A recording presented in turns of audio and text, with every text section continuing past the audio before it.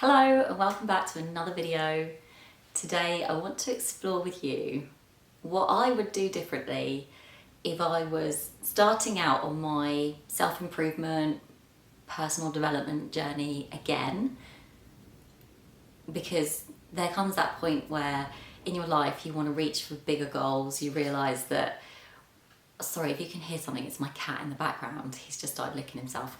But you come to this point in your life where you're like, right, I actually realise that I'm the conscious creator of my life. Maybe you've tapped into something like the law of attraction, you're starting to look at consciousness, maybe you've read like David Hawkins' Power versus Force, you're getting this sense that there's something more to all of this manifestation stuff, affirmations, mindset work, emotional processing work, and you realise that you are creating your reality, and you start to look at what tools and how you can go about creating the goals that you want to in life. So when I started on this journey, I was like, right, yeah, I want to make passive income and I'm going to be a life coach and I'm going to help all these people. And this was like what my mind was saying. And at that time, I was working in the city in a corporate world, working in a corporate role, managing like a team of people, delivering projects. It was all very exciting in IT, very like status driven and money orientated, lots of pressure, long hours and all of that jazz. But that's what I had created in my life up until that point. And then I saw that there was this other way of living where I could be like passive income and coaching people and helping the world and being of service to others, and it all sounded really sexy and lovely, and so that's what I then set out to do. But I want to tell you what I would do differently if I hit that pivotal point again where I was in the career and then I wanted to get into like life coaching, and what I would have focused on if I was to start again. And I'd say the single biggest thing I would do is work on my mindset, but not at that affirmation belief level that the law of attraction is very good at sort of talking about, and also the emotional level. That's really key, but from a slightly different angle. I'd look at it all over again from a different angle, which is that all of those beliefs and all those emotions come from those very, very early years of your life. So when you're a baby, 0 to 2 years old, your mind is in a delta brainwave state, and then at 2 years old it switches to a theta brainwave state, and the theta brainwave state goes on till 7 years old, and that's where all of your core beliefs, that's where all of the automatic sort of yes no assumptions about life are created in those 5 years, like 2 to 7 years old. So that's where all your beliefs are stored in the theta brainwave state. And then you move on to alpha when you're 7 years old, and then at 12 years old you move into beta, and we operate at a beta level of brainwave here now in the 3D reality as adults. That's our natural state. And then when you are in flow and you're more creative, you've tapped into alpha. To get into theta, you need to go back to like an almost like hypnotic brainwave state. So you're not going to be able to access that part of your brain just in day-to-day moving about your life. So what I'm trying to do here is give you some context as to why I think like just top level mindset work doesn't go deep enough to create those changes that are really going to make the biggest impact when you're moving towards the goals that you now decided you want, that are very different to the life that you've set up for yourself already. So those theta brainwave states, it's like the beliefs that you form are like beliefs around money, beliefs around your identity, beliefs around your position in the world, your self-worth, your boundaries, like can you have boundaries? Is it safe to have boundaries? All of those yes, no answers get stored at a theta brainwave state. And then that imprint that you're left with around money and relationships and jobs and earning potential and how social situations work and friendships are all lodged in that theta brainwave state. So if you're not going back to a theta brainwave state to look at yourself, you're not going to create the same sort of transformation as if you were just at a beta talking with a therapist or a life coach at that very sort of 3D level. And that's why that is what made the biggest change for me. So at first, like, just to recap, like when I first started and I said, right, I'm going to be a life coach and I'm going to invest the money that I make into property and I'm going to have this portfolio of houses and all this stuff. This was like what my vision had been at that time. I started acquiring coaches that would very much help me at that strategy and 3D level. So it was like, what sort of income do I want to make, and what is the plan that I'm going to put together to make that income, and how many houses do I need, and how many clients do I need, and what sort of hours am I going to be working every day, and what's the transformation that I'm going to help those people with. It was very much looking at it from that 3D level of action taking and designing my life and the outcomes. Though what was really stopping me and blocking me at that time were those beliefs that I held in the theta brainwave state, in the subconscious. They were the ego narratives that were playing out, the stories that were telling me what was safe and what was not safe to do in the world. So I was very much creating goals from a perspective of fear of the judgments of others. So even like the property goal could be like, well, that didn't feel safe because in my family, I have two very different families on my different parents' sides, and one of the families is very judgmental about money.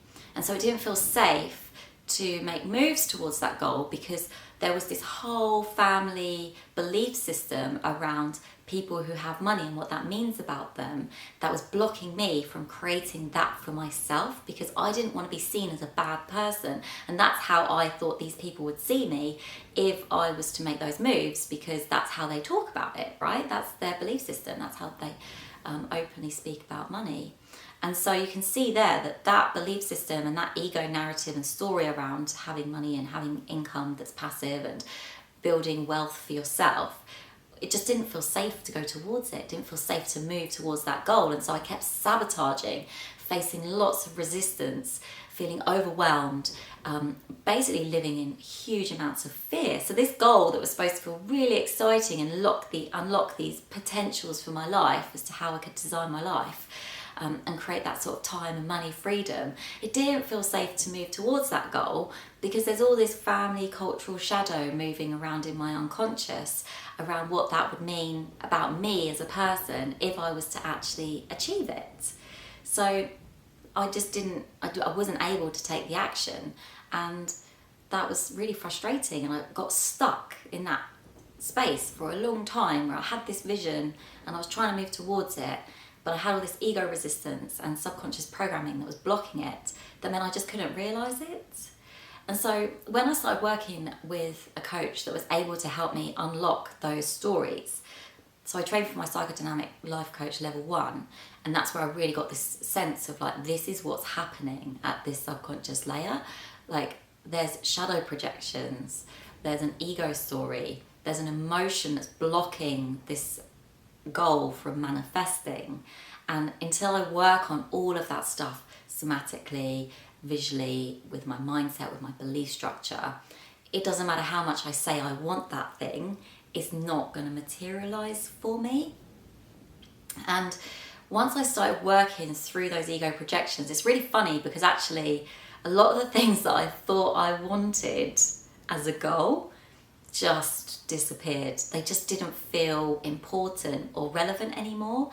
And that's because a lot of the time ego will decide on the goals that feel safe as well. So my ego felt that getting into property and being like a sort of more high level life coach, like vanilla life coach, felt safe. Like it was mainstream.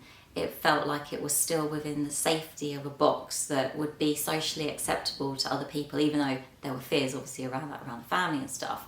But even those goals themselves were designed by an ego that had a belief system and a story around what goals should look like. And when I started to really unravel those goals and my ego projections, shadow projections, ego stories, those goals just fell away and they didn't even feel relevant anymore. And now what I would say I am striving towards and working towards and hold that higher vision for my soul, for my life, for my purpose, are wildly different, but they feel so much more amazing. Like they just feel so right for me. Like the thought of owning like, you know, 20 houses and all the stress, or it just doesn't do it for me anymore. Like I'm much more like, I want freedom, I want flexibility, but in a different way. Like the type of freedom I'm after is very, very different to the type of freedom that I was after then. And yeah, and I'm sure that these goals will keep adjusting and tweaking and getting more aligned the more I dive into my shadows and my stories and my archetypes and the animus and all the stuff that I've talked about in previous videos. So that's what I was like wanting to really share today, is that it wasn't also possible for me to make the bigger moves with the ego stories that were at play. So my ego was very much like trying to control how the goal would be done as well. So it wasn't just like the goal itself that was more vanilla and less punchy and more like, you know, not so soul-led. But it was also that the way that I was going to achieve the goal was very contained and very structured and very like, it has to look like this in order for it to feel safe. And now I'm kind of like, so I'll tell you about like how it flows for me now in comparison to how it was then. So very much like my ego was like, right, it's going to be this very neat project plan and it's going to look like this and this is how my clients are going to come to me and it's all going to be very structured.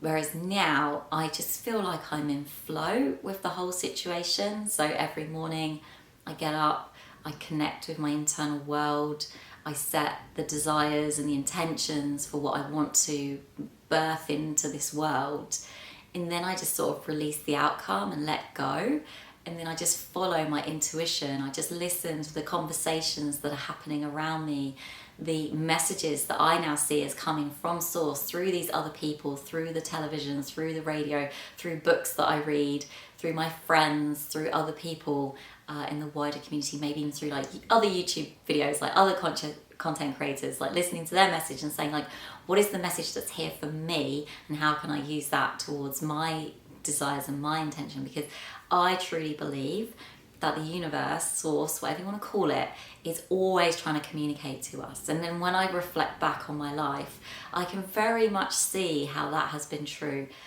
for a consistent period of time, that source is always there wanting us to listen. But if we're still stuck in the ego stories and the narratives, we're not going to be able to see the messages because it won't feel safe for the ego to see those messages. So the ego is very much going to reject them and say, no, they're not safe, and push them away, and that's what's going to happen. So that's my experience. What I would do differently, I would very much work on a deep level with that theta brainwave state of belief systems, identity, ego structure, emotion work, somatic experience, and then from there design the more sort of 3D goals around what's uncovered, because those goals are going to feel so much more aligned, so much more true for you. They're going to be more soul-led, it's going to feel more exciting, it's going to feel easier, you're not going to feel the same level of resistance.